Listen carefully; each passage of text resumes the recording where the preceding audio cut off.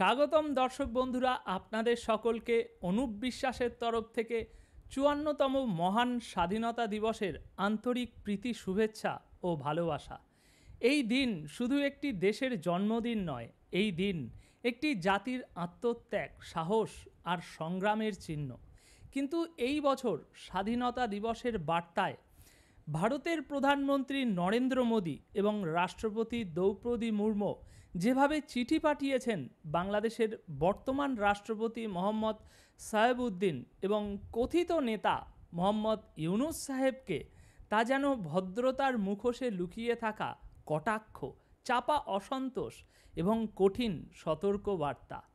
হ্যাঁ, ঠিকই শুনেছেন আপনারা, ভারতের প্রধানমন্ত্রী ও রাষ্ট্রপতি দুজনই বাংলাদেশের বর্তমান সরকারকে স্বাধীনতা দিবসের শুভেচ্ছা জানাতে গিয়ে এমন কিছু কথা লিখেছেন যেগুলোর আড়ালে রয়েছে একরকম ঠান্ডা আগুন, যেটা একদিকে ইতিহাস স্মরণ আর অন্যদিকে ভারতের অসন্তোষের কূটনৈতিক ভাষা। দর্শক, প্রথমেই আপনাদেরকে শোনাব ভারতের রাষ্ট্রপতি দ্রৌপদী মুর্মু তিনি তার চিঠিতে কি লিখেছেন বাংলাদেশের রাষ্ট্রপতি মোহাম্মদ সাহেবউদ্দিনকে, আর তারপর মোদিজির চিঠির এমন কিছু লাইন আপনাদের সামনে তুলে ধরব যা শুনে আপনি নিজেই বলবেন এটা তো একটা কড়া ওয়ার্নিং।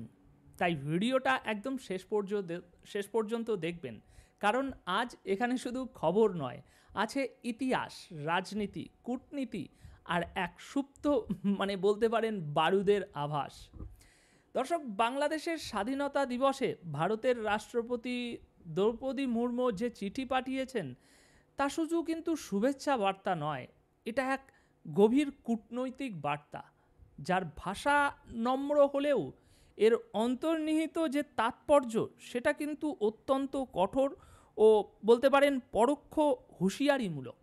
রাষ্ট্রপতির দপ্তর থেকে প্রকাশিত এই বার্তায় যতটা না প্রশংসা আছে, তার চেয়ে বেশি আছে হতাশা, সন্দেহ ও ভবিষ্যৎ সতর্কতার ইঙ্গিত। রাষ্ট্রপতি মোহাম্মদ সাহেবউদ্দিনকে লেখা চিঠিতে ভারতের রাষ্ট্রপতি লিখছেন, বাণিজ্য থেকে শিক্ষা, পরিবহন থেকে বিদ্যুৎ, সর্বত্রই ভারতের সাথে বাংলাদেশের সম্পর্ক গুরুত্বপূর্ণভাবে জড়িয়ে আছে। দুই দেশের মানুষের মধ্যে সাংস্কৃতিক আদান প্রদান আছে। তার কথায়, বাংলাদেশ ভারতের প্রতিবেশী প্রথম এবং পূর্ব লক্ষ্য নীতির অন্যতম ফোকাস। সাগর ডক্ট্রিন এবং ইন্দো প্যাসিফিক ভিশনেরও গুরুত্বপূর্ণ অঙ্গ। দ্রৌপদী মুর্মু জানিয়েছেন, গণতন্ত্র স্থিতিশীল, প্রগতিশীল, শান্তিপূর্ণ এবং সর্বজনীন বাংলাদেশের পাশেই ভারত থাকবে।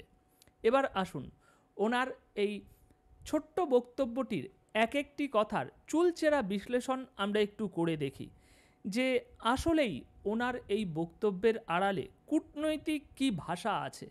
দেখি এই ভদ্রসূচক বাক্যের আড়ালে আসলেই কি লুকিয়ে আছে ছোঁচালো ছুঁচের মতো। দর্শক বন্ধুরা, প্রথম লাইন, বাংলাদেশ ভারতের প্রতিবেশী প্রথম এবং পূর্ব লক্ষ্য নীতির অন্যতম ফোকাস। ভালো করে লক্ষ্য করবেন, এই বাক্যটি খুব সাধারণ মনে হলেও আসলে এটি ভারতীয় কূটনীতির একটি স্পষ্ট বার্তা। বাংলাদেশ প্রথম প্রতিবেশী মানে এই অঞ্চলে ভারতের নিয়ন্ত্রক শক্তি, এবং কেউ যদি ভারতের স্বার্থবিরোধী পথে চলে তবে তা সহ্য করা হবে না। পূর্ব লক্ষ্য নীতির ফোকাস, এটা বলার মাধ্যমে ভারত সরাসরি মনে করিয়ে দিচ্ছে যে এই অঞ্চলের নেতৃত্বভার ভারতের, এবং বাংলাদেশ যদি সেই পথে না চলে তবে তাকে পথ দেখানোর ব্যবস্থাও ভারতের কাছে আছে। এবার দ্বিতীয়, সাগর ডক্টরিন ও ইন্দো প্যাসিফিক ভিশনের গুরুত্বপূর্ণ অঙ্গ তিনি বলেছেন। এখানে সাগর অর্থাৎ security and growth for all the region ডক্টরিন এবং ইন্দো প্যাসিফিক ভিশন, এই দুটি ধারণা ভারতের ভূ রাজনৈতিক নিরাপত্তা কাঠামোর মূল স্তম্ভ। এখানে বাংলাদেশকে গুরুত্বপূর্ণ বলার অর্থ, ভারত এই অঞ্চলে নিরাপত্তা ও প্রভাব বজায় রাখতে বাংলাদেশের ভূমিকাকে অত্যন্ত গুরুত্বপূর্ণ বলে মনে করে। কাজেই যদি এই ভূখণ্ড থেকে ভারতের নিরাপত্তা বা প্রভাব খর্ব হয়, যেমনটা এখন ডক্টর ইউনূস সরকারের গণহত্যাকারী পাকিস্তানের দিকে ঝুঁকে পড়া, জঙ্গি সংগঠনগুলোর সক্রিয়তা বাড়ানো অথবা ভারত বিরোধী কিছু নীতি গ্রহণের মাধ্যমে ঘটছে, তাহলে ভারত কিছুতেই সহ্য করবে না। এটা এক প্রকার কূটনৈতিক ও সামরিক নিরাপত্তার বার্তা, এমনটাই বলতে পারেন। এরপর তৃতীয়, গণতান্ত্রিক, স্থিতিশীল, প্রগতিশীল, শান্তিপূর্ণ এবং সর্বজনীন বাংলাদেশের পাশে ভারত থাকবে। এই লাইনটি সরাসরি বর্তমান অবৈধ বাংলাদেশ সরকারকে নিশানা করেছে, কারণ বর্তমান সরকার আসার প্রক্রিয়া নিয়ে নানা প্রশ্ন আছে। ভুয়া জন আন্দোলন, শেখ হাসিনাকে সরিয়ে অবৈধ একটি সরকার গঠন করা। সোজা কথায় রাষ্ট্রপতি আসলে এই বক্তব্যে পরোক্ষভাবে বর্তমান সরকারকে একটা কড়া বার্তা দিয়েছেন। তোমরা যদি সত্যিকারের গণতন্ত্রে ফিরে না যাও, তাহলে ভারত তোমাদের পাশে থাকবে না। এটা এরকম ভদ্র ভাষায় সাবধান করে দেওয়ার মতো একটা বার্তা, যাতে তারা বুঝে নেয় ভারত সন্তুষ্ট নয়। এরপর চতুর্থ, শিক্ষা, বাণিজ্য, পরিবহন, বিদ্যুৎ সব ক্ষেত্রে সম্পর্কের কথা। দর্শক, এই অংশটি এমনভাবে লেখা যেন মনে হয় প্রশংসা, কিন্তু ভেতরে লুকিয়ে আছে এক স্পষ্ট চাপ। এই সব খাতে আমাদের অনেক বিনিয়োগ আছে, বহু বছরের বন্ধুত্ব রয়েছে, শেখ হাসিনার সময়ে এগুলোর সমৃদ্ধি হয়েছে। এখন যদি এই সম্পর্ক ক্ষতিগ্রস্ত হয়, তার দায়ভার কার? অর্থাৎ ভারত বলতে চাইছে, তুমি যদি আমাদের দেওয়া সুযোগ সুবিধা ধ্বংস করো, সম্পর্ক নষ্ট করো, তবে আমাদের পদক্ষেপ নিতে সময় লাগবে না। দর্শক, এবার পঞ্চম যে বিষয়টি ওনার বক্তব্যে উঠে এসেছে, সেটা হচ্ছে এই সম্পূর্ণ বক্তব্যে ভারতের রাষ্ট্রপতির একটা কৌশলগত নীরবতা রয়েছে, আর এটাই সবচেয়ে বড় একটা বার্তা। একটা বিষয় খুব গুরুত্বপূর্ণ, লক্ষ্য করুন। আগে এমন দিনে ভারত প্রকাশ্যে শেখ হাসিনার পাশে থাকতো, জোরে জোরে বলতো আমরা বাংলাদেশকে সমর্থন করি। এখন সেই ভাষা নেই। এখন শুধু গণতান্ত্রিক সরকারের কথা বলা হচ্ছে, কারোর নাম নেই, কোনো সরাসরি প্রশংসা নেই। এটি এক বিপুল পরিবর্তনের ইঙ্গিত। রাজনীতিতে যা বলা হয় না, সেটাই সবচেয়ে জোরালো বার্তা দেয়। এটাই ভারতের চরম অসন্তোষের ইঙ্গিত, এই নীরবতা। সুতরাং ভারতের রাষ্ট্রপতির চিঠিটি কোনো সাধারণ কূটনৈতিক বার্তা নয়, এটি এক প্রকার ভদ্র হুঁশিয়ারি, এক গভীর অস্বস্তির গোপন সুর এবং রাজনৈতিক বার্তা, যা বর্তমান বাংলাদেশের অগণতান্ত্রিক এবং ভারত বিরোধী সরকারের উদ্দেশ্যে লেখা হয়েছে। দর্শকরা, যারা মনে করেন ভারতকে আরও সক্রিয় হয়ে এই সরকার হটানো উচিত, শেখ হাসিনাকে ফিরিয়ে আনা উচিত, তাদের জন্য এই বার্তাটি একরকম আশার আলো, এটাই বলতে পারি। ভারত এখনও ভদ্রতা করছে, কিন্তু ইতিহাস সাক্ষ্য দেয়, যদি প্রয়োজন হয় ভারতকে কেউ বাধা দিতে পারে না। এই সরকারের উচিত সেই ইঙ্গিত বুঝে যথাসময়ে সরে দাঁড়ানো, নইলে ইতিহাস যেমন রচনা হয়েছিল 1971-এ, ঠিক তেমনই আবারও লেখা হতে পারে, আর সেই ইতিহাসের লেখক ভারতই হবে।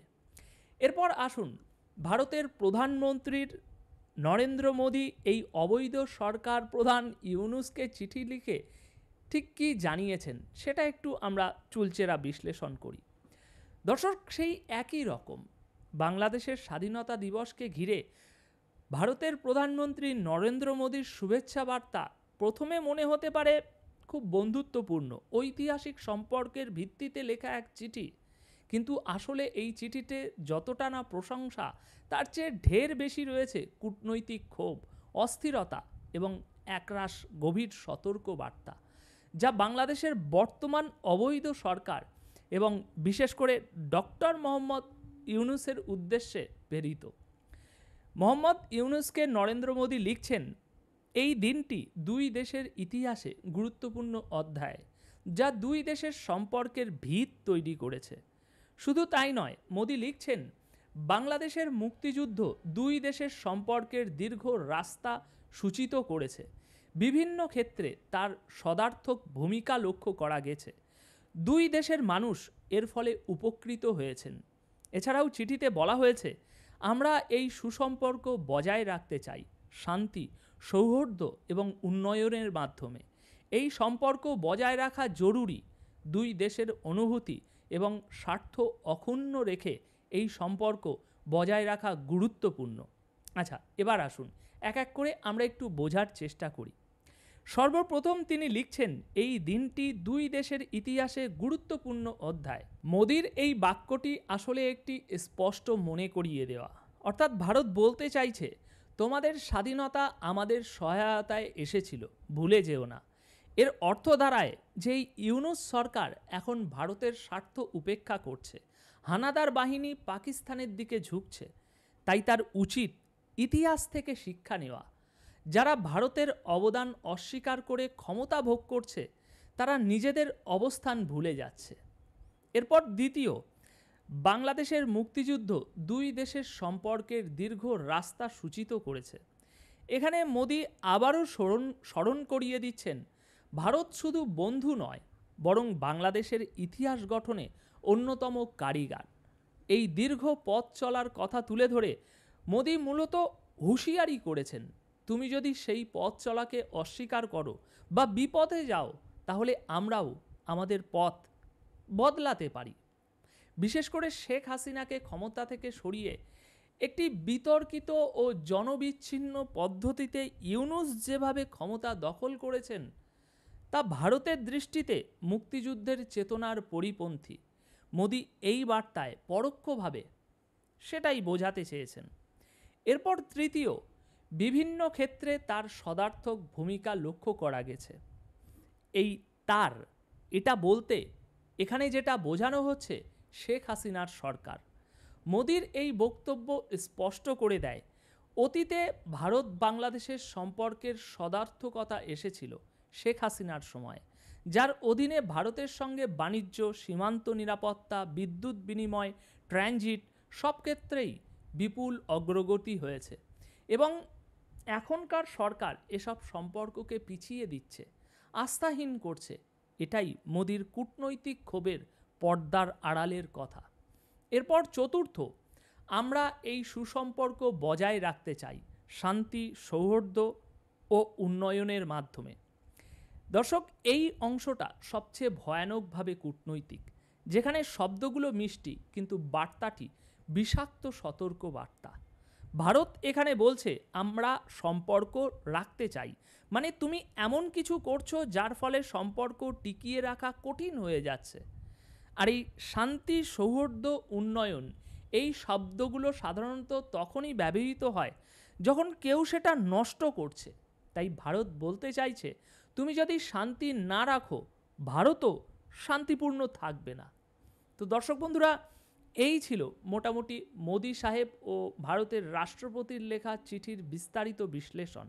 এখন এই বিষয়ে কূটনৈতিক মহল বলছে এটি খুবই গুরুত্বপূর্ণ বার্তা, কারণ এটি কোনো নিছক শুভেচ্ছা বার্তা নয়, এটা ভারতের সর্বোচ্চ নেতৃত্বের পক্ষ থেকে বর্তমান বাংলাদেশ সরকারকে সতর্ক করার পরোক্ষ ঘোষণা। শেখ হাসিনার মতো এক ঘনিষ্ঠ মিত্রকে সরিয়ে এমন একজনকে ক্ষমতায় বসানো হয়েছে যিনি নিজেই বিতর্কিত, সন্ত্রাসবাদের অভিযোগে আচ্ছন্ন এবং ভারতের প্রতি অবজ্ঞাপূর্ণ। এই অবস্থায় মোদির ভাষায় ভদ্রতা, এটা আসলে বাংলাদেশের বর্তমান শাসকের প্রতি ভারতের কূটনৈতিক লাস্ট ওয়ার্নিং। ভারত এখানে বলছে না আমরা রুষ্ট, কিন্তু যা বলছে তা হলো তুমি আমাদের গুরুত্ব না দিলে আমরা তোমার অস্বস্তিকেও গুরুত্ব দেব না। নিঃসন্দেহে স্বাধীনতা দিবসের মতো একটি মহান দিনে এই চিঠি প্রমাণ করে ভারতের চোখে বাংলাদেশ মোটেই শান্ত পরিস্থিতি নেই এবং ভারত মোটেই চোখ বন্ধ করে বসে নেই। তারা সব দেখছে, বুঝছে এবং সময় এলে ঠিকই ব্যবস্থা নেবে। তাই মোদির শুভেচ্ছা বার্তা কোনো কেক কাটা অনুষ্ঠানের চিঠি নয়, বরং এটি একটি কূটনৈতিক বারুদের বাক্স যার স্পার্ক যে কোনো সময় জ্বলতে পারে। এখন শেষ করার আগে বন্ধুরা, এ বিষয়ে আপনাদের মতামত জানতে চাইব। আপনারা কি ভাবছেন? স্বাধীনতা দিবস উপলক্ষে ভারতের রাষ্ট্রপতি এবং প্রধানমন্ত্রীর তরফ থেকে পাঠানো এই চিঠির ব্যাপারে কমেন্ট বক্সে অবশ্যই জানিয়ে যাবেন। ধন্যবাদ আপনাদের সকলকে।